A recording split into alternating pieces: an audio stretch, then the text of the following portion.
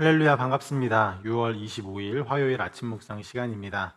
오늘도 주의 말씀 앞에 나오신 우리 모든 성도 여러분들을 환영하고 축복합니다.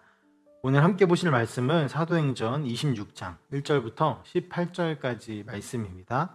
함께 한 절씩 보도록 하겠습니다. 아그리빠 왕이 바울에게 말하였다. 할 말이 있으면 해도 된다.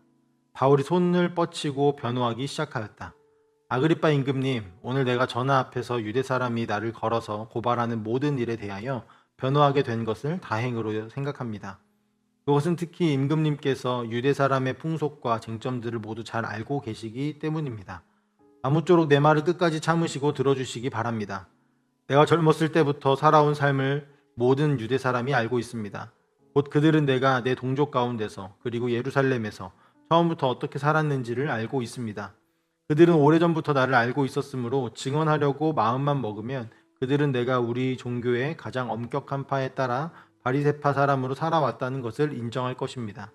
지금 나는 하나님께서 우리 조상들에게 주신 약속에 소망을 두고 있기 때문에 여기에 서서 재판을 받고 있습니다.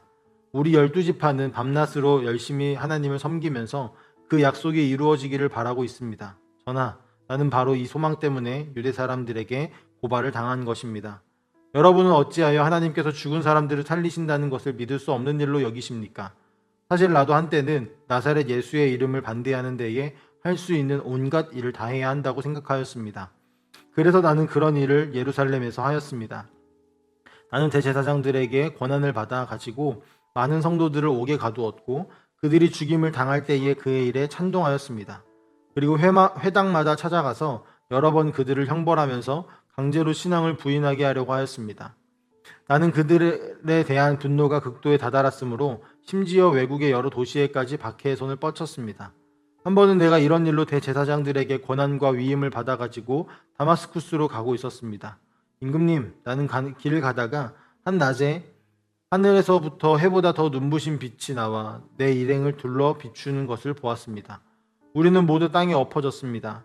그때의 히브리 말로 나에게 사울아 사울아 너는 어찌하여 나를 핍박하느냐 가시도 친 채찍을 발길로 차면 너만 아플 뿐이다 하고 말하는 음성을 들었습니다.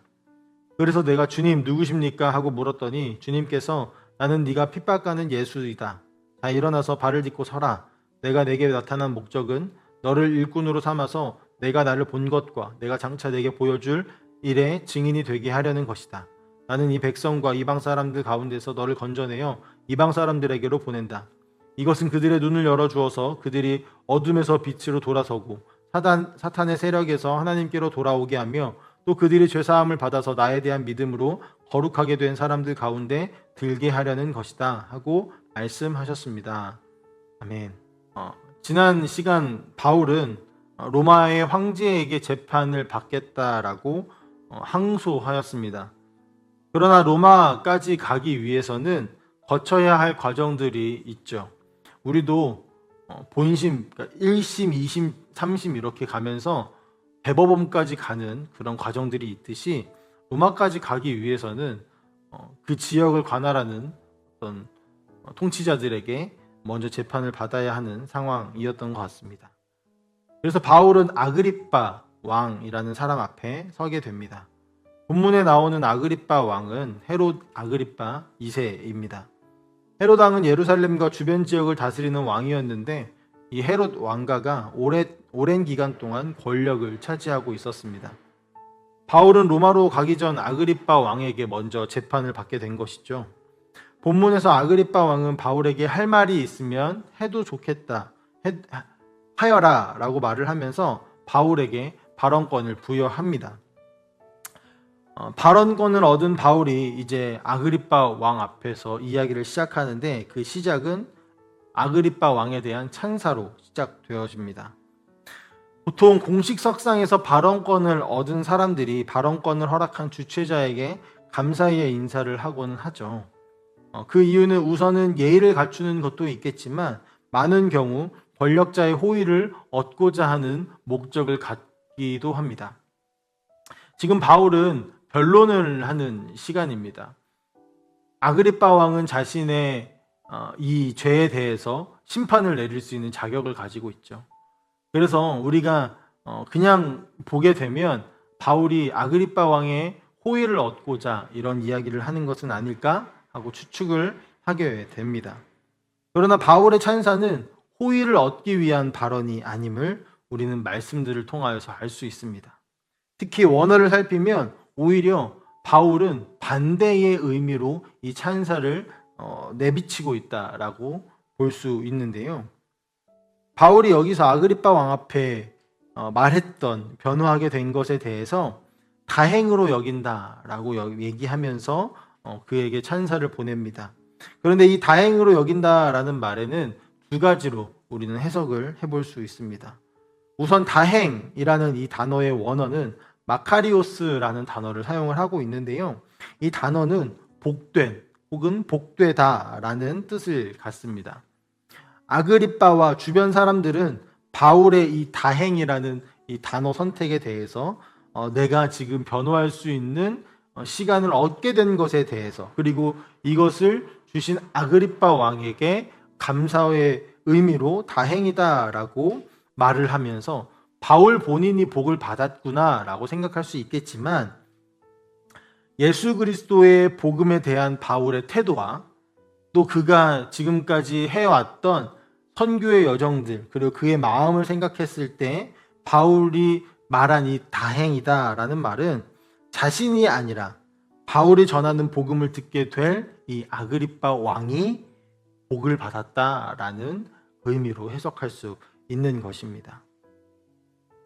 그래서 바울은 내가 지금 이 발언권을 얻어서 이제 내가 변론을 하여서 내 죄가 씻겨 나가거나, 혹은 내가 지금 이 지은 죄에 대해, 그러니까 내가 지금 이렇게 잡힌 이 일에 대해서 내가 해결을 받을 수 있을 수 있는 기회를 얻었기 때문에 내가 복을 받았다가 아니라, 지금 내가 이 발언을 통하여서 전하게 될 이 복음을 듣는 당신이, 아그리빠 왕 당신이 복을 받았습니다라고 말을 한다라는 것이죠. 두 번째는요, 아그리빠 왕이 친유대적인 사람이었는데요. 그리고 유대 풍습을 잘 알고 있는 사람이었습니다. 그래서 이것에 대해서 바울은 다행이다라고 말을 합니다. 이 또한 아그리빠 왕의 성향이 자신의 무고를 입증할 수 있는 것에 유리하게 작용하기 할 것이다 라는 기대로 볼 수 있겠지만, 오히려 그 유대적인 배경이 바울이 복음을 변증하는 것에 있어서 아그리빠 왕이 더 쉽게, 더 잘 이해할 수 있기 때문에 그 배경이 도움을 줄 수 있는 것에 대한 다행이다라고 우리는 해석할 수 있습니다. 이 모든 것이 바울이 지금까지 보여줬던 선교의 여정과 복음을 대하는 태도와 그가 생명을 대하는 태도까지 봤을 때 우리는 바울이 복음을 전하는 것에 감사함을 여기고 있다라는 사실을 알 수 있습니다. 이어지는 바울의 변론은 자신이 잡혀온 이유에 대한 설명으로 이어지는데요. 바울은 자신을 유대인들과 따로 떨어뜨려서 말하지 않습니다. 유대인들은 지금 어떻게 하고 있죠? 바울은 그리스도인들은 유대의 교회에 있는 사람들과 다른 종교를 믿고 있고 다른 신을 믿고 있고 다른 사람들이다라고 유대인들은 떨어뜨려서 생각을 하지만, 지금 바울은 그렇지 않다라는 겁니다. 오히려 자신은 유대인이고 유대인이 소망하는, 당신들의 선조들이 소망해왔던 하나님의 약속을 자신도 지금 소망하고 있기 때문에 오히려 지금 이 자리에 자신이 잡혀있다라고 말합니다. 이것은 아그리빠 왕이 유대인의 소망이 무엇인지 알고 있기 때문에 부연 설명 없이 말을 할 수 있었던 이야기였겠죠. 여기서 유대인과, 그러니까 더 쉽게 더 정확하게 말하면 이 유대인들의 선조인 이스라엘 백성들과 바울이 소망하는 것은 바로 하나님께서 궁극적으로 이루고자 하시는 하나님의 나라입니다. 하나님은 그 나라를 위해 이스라엘을 구원하시고 자기 백성으로 삼으셨습니다. 그런데 바울은 그들이 소망하는 것을 동일하게 소망하고 있음에도 지금 고발을 당해 잡혀 있는 것이죠. 유대인들과 바울이 다른 것이 무엇일까요? 하나님 나라의 가장 중요한 점이 무엇이냐면 바로 하나님의 영원한 통치입니다. 하나님의 나라라는 것이 어떤 지역적인 이야기가 아니라 우리가 너무나 잘 알듯이 킹덤 오브 갓이라고 해서 하나님의 왕국, 하나님의 통치를 의미하는데요. 이 하나님의 통치가 영원할 것이다 라는 소망, 이것이 이스라엘의 선조들의 소망이었고 지금 바울이 가지고 있는 소망입니다. 근데 이 영원한 것을 위해서 반드시 필요한 것은 무엇일까요? 당연히 영원한 생명일 것입니다. 하나님은 영원하십니다. 예수 그리스도께서도 영원하십니다. 그러나 그 영원한 통치를 받기 위해서는 우리들도 영원한 존재로 있어야 한다는 것이죠. 그런데 인간은 영원한 육체적 생명을 갖지 못하고 있죠. 우리는 반드시 죽게 되어지는 존재로 살고 있습니다. 그렇기 때문에 반드시 필요한 것이 무엇이냐면 바로 부활입니다. 하나님의 통치는 영적인 통치만을 이야기하는 것이 아니라 영적인 것과 육체적인 것, 모든 것을 다 통치하는 하나님의 창조 세계의 회복인데, 그것을 위해서는 우리 인간들이 육체적인 영원한 생명을 얻어야 되고, 그것을 위해서는 죽은 모든 이들이 부활하는 이 부활이라는 사건이 반드시 필요한 것입니다. 그래서 부활은 하나님 백성의 영원성의 상징입니다. 그런데 바울은 유대인들이 부활을 믿지 않고 있기 때문에 그 부분에 대해서 지적을 하고 있습니다. 왜냐하면 유대인들이 그것을 인정하는 순간 예수님께서 그리스도이심을 인정하지 않을 수 없기 때문입니다. 바울은 선조들의 소망이 부활을 바탕으로 한다라는 사실을 근거로 당신들은 왜 부활을 믿지 못합니까? 라고 말하면서 부활의 첫 열매 되시는 예수 그리스도를 다시 한번 소개하는 것입니다. 그 시작은 오늘 본 말씀에서 우리가 이미 여러 번 봐왔던 이야기죠. 바울의 과거와 예수님을 만나는 순간에 대한 이야기입니다. 자신의 과거를 이야기하며 유대인들과 다름이 없음과 또 그들이 믿는 소망이 자신의 소망과 다르지 않음을 변론하면서 자신은 부활하신 예수 그리스도를 만났다라는 그 사실을 드러냄으로써 이 이야기가 시작되어집니다. 유대인들이 원하는 하나님 나라는 영원한 나라입니다. 하나님과 영원히 함께하는 나라입니다. 그 나라는 아브라함이 하나님께 부름 받았을 그때에도 주어진 소망입니다.